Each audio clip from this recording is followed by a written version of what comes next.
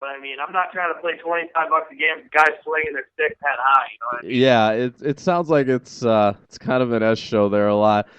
So as Yeah, far I as mean, you but I mean that's what happens. I mean, they let that happen. I mean, they let that happen. I mean, I was playing in a league when the Akwesasne Warriors were in the league, a team on a reservation in Canada. were they all actually like Indians?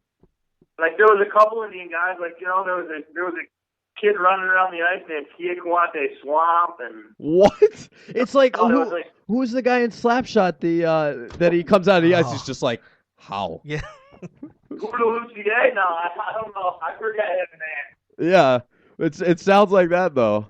That's Yeah, wild. I mean, it's not. Hey, honestly, it's not far off. Like there was times where I got into a fight there, and a guy jumped off the bench, and I had to turn around. I had my shoulder pads ripped off my body by guys. Man, it's crazy. Oh my god. Oh man. It's crazy. And I mean, looking at your stats here, I mean, you played 33 games for Elmira in 2013-14 in the ECHL, so, you got pretty up there. I mean, it sounds like you still got some time left. That was great last year. I mean, having that exposure was great. I lived with my brother, played with him. That was great. So, yeah. Go ahead. When I got called up to Elmira, my brother was there all 3 years. I played in Elmira for stints all 3 years, the last 3 years. So going up there last year, I got to live with him. I played on his line for a bit. It was a great experience, and what the heck is playing professional hockey with your siblings? Oh my God, yeah.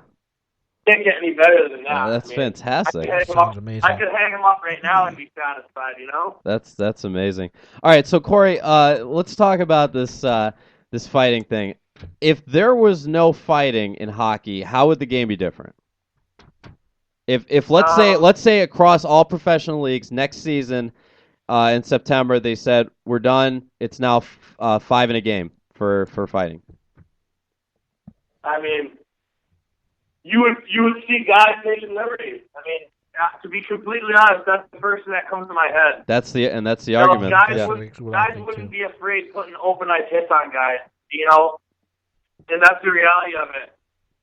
Guys would take liberties on guys. There's guys 100%.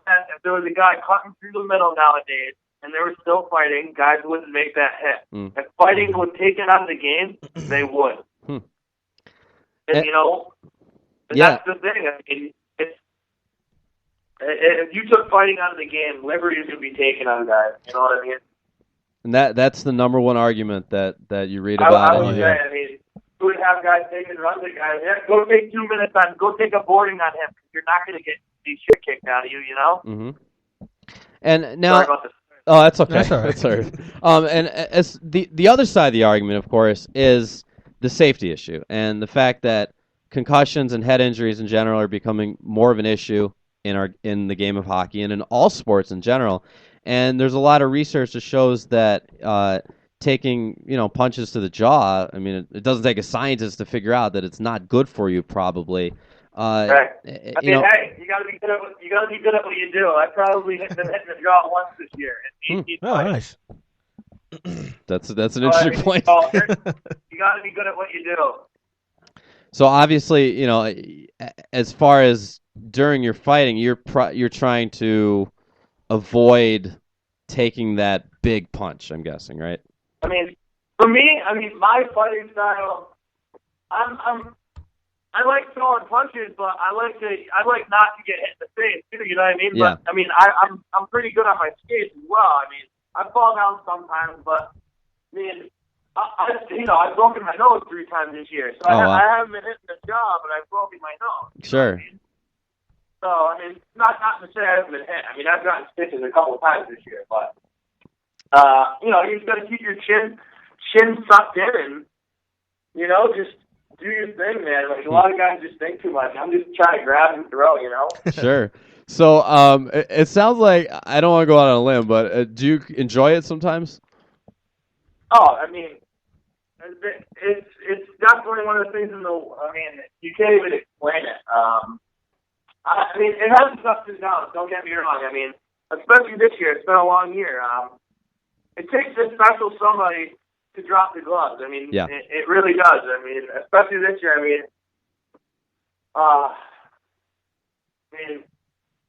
I've been looked upon this year more than any time of the year to do it. You know what I mean? Mm-hmm.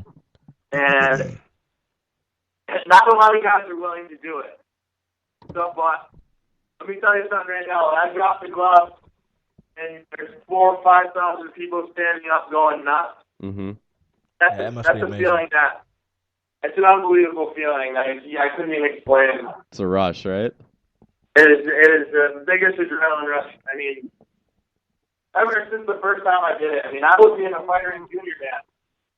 Like, I got called to the Federal League. Some coach was like, I need a tough guy. And, you know, I beat the hell out of 2 kids in tryouts. And it was history from there, you know?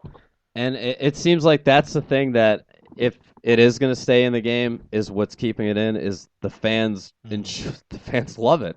If it got shaken out, man, I could not see many fans being happy.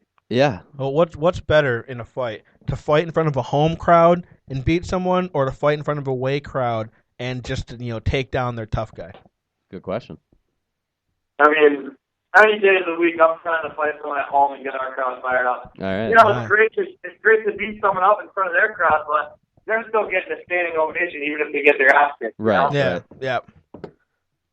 Are you one of the guys, like, I remember, living in an AHL city, the guys that used to come through the AHL, a lot of them after the fight, they'd have to do their little wave or some sort of, like, hand signal to the crowd or, I mean? Are you one of those guys?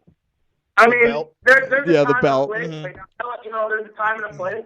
I like to do that stuff before the fight to get the guy, because sometimes it takes a couple punches to crowd into it, Right. When I drop my gloves, I'll throw a couple hands in the air and get them going, Yeah. And, if I have, depending on my fight, if it went well or not, I'll celebrate the fight, you know what I mean? Yeah. Who's the toughest guy you fought? Sure. I mean, That's a great question. question. It's such a rush that sometimes you can't even control yourself, you know what I mean? Yeah, who's the toughest guy you fought? Hands down. I mean, I fought him 7 times this year. Tyler Sheldrake, definitely the toughest guy I fought this year. What's his name? Tyler? Look him up, John. Tyler what? Tyler Sheldrake. Sheldon, okay. Oh, Sheldrake? Yeah, we'll have to look him up. I saw that name. Yeah, we fought 7 times this year. We probably fought about 12 times in the last 3 years. Sounds like a little rivalry. Real tough, real respectable guy, Yeah, I'd say him and Barr. Tyler Barr is a pretty tough guy, but I mean, Tyler's a little bit more out of control. Shelley's a little bit more in control. I see Tyler Sheldrake just got a 2-game suspension. What did he get suspended for? I'm actually on suspension myself. Yeah, I saw that too. What did you get suspended for, Corey? It's a little complicated right now, but I mean, I got my 5th misconduct. I got 2 10s in the last game. Ah, okay. I got it for inciting an opponent. Yep, the old 10 for inciting. Yeah, I saw that on your Hockey Fights profile that you're currently under suspension. Well, perfect time to be on our show then, right, Corey? Hey, Corey, this was really fascinating. You're a really awesome dude to talk to. Thank you so much. Yeah, this was great. Good luck, man, with Huntsville the rest of the year, and we hope to see you in the AHL someday along the line, maybe passing through Rochester. Hey, I appreciate it, guys, and thanks for your time, and I appreciate it. Thanks for the talk. Absolutely. Stay warm down there in Huntsville. Yeah, stay warm. You guys too, eh? Be safe. All right. Good night. Thanks, Corey. Oh, that was great. Interesting. That was very interesting. And he's one of the guys. Some guys legitimately love it, and he definitely legitimately loves what he does. Yeah, he really likes fighting. Like you can just tell. He really likes fighting, which is in stark contrast to when we heard from Andrew Peters. Yeah, he said he hates it. He said that it was the scariest moment ever. Every time he had to drop the gloves, he hated it. But there's a difference between the guys that Bellamy is fighting and the guys that Peters is fighting. Well, they're both tough. They are both tough hockey players. They're I mean, tough, obviously, the difference between the NHL and the Southern League, maybe there could be a difference. But either way, you're taking and throwing punches. Yeah. Oh, yeah. I'm not putting him down any way, but Theo, let me see your mic. Theo, you're a boxer. What does it feel like to to take a punch? Do you ever get scared? You want to find out? Stop. Do you ever get scared about taking punches? Yeah. So the first, You got to talk a little closer. before a fight, There you go. you get all nervous, and then once the fight starts, you're ready to go, because when I boxed, there was 3-round fights, so before the fight, you get all nervous, and once the first few punches were thrown, you're ready to go, and between the first and second and third round, the nerves were gone. You were just, Right. and especially once you get hit, you have a lot more motivation to throw a punch back. But it doesn't that makes sense. actually getting hit. I mean, we've all gotten hit, but does it worry you about just getting hit over and over again like that? About what it could do to you?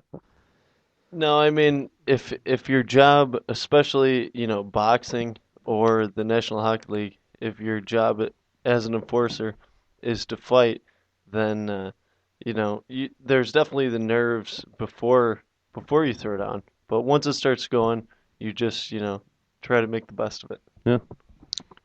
Nice. I mean, it really, Corey. It sounds like he loves to fight. Oh, there's no qualms about it. And that's one of the things that really it does play into the debate. Like in this lawsuit, the NHL is saying, okay, you guys fought on your own. We didn't tell you that you have to fight. Which is true. It's true. And they probably enjoyed it.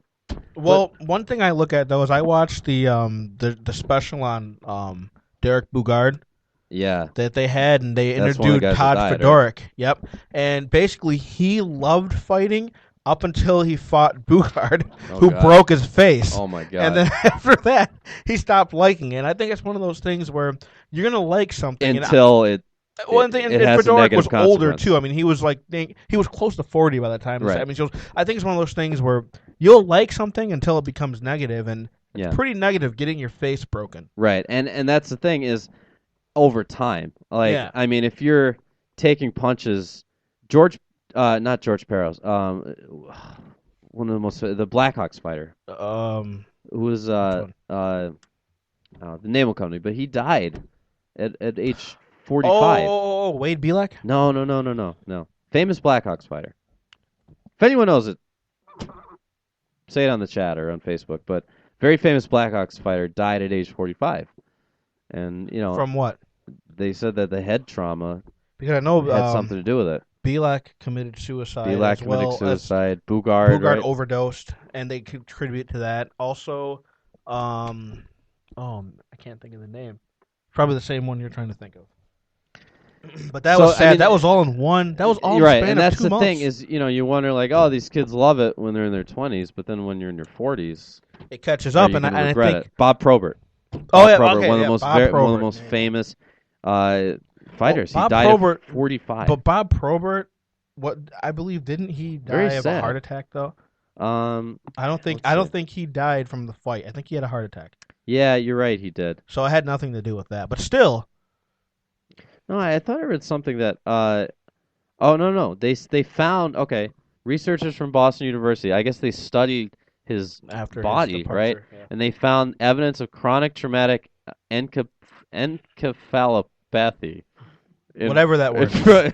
In Probert's brain, which is trauma. And the thing, trauma over and over again. And the thing is, who knows? They said because this was he said I believe he died of a heart condition. Right. And I guess it's one of those things where he had a history of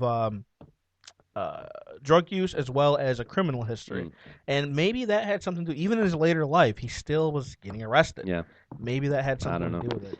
It seems like a lot of those guys have troubles off the ice. Well, I mean, not all of them. Like this kid we talked to sounds like a great. But you got to think about it. Great think kid, of right? the nature. Yeah, he sounds awesome. You hear stories People like when I was fighting. a kid, Sasha Lakovic. Yes, the guy was a nut job. Ramon Ender. Yeah, these guys get in bar fights and stuff. It is like the movie Rob Ray. Slapshot. I mean, Rob Ray. He lived his life. I mean, he had trouble.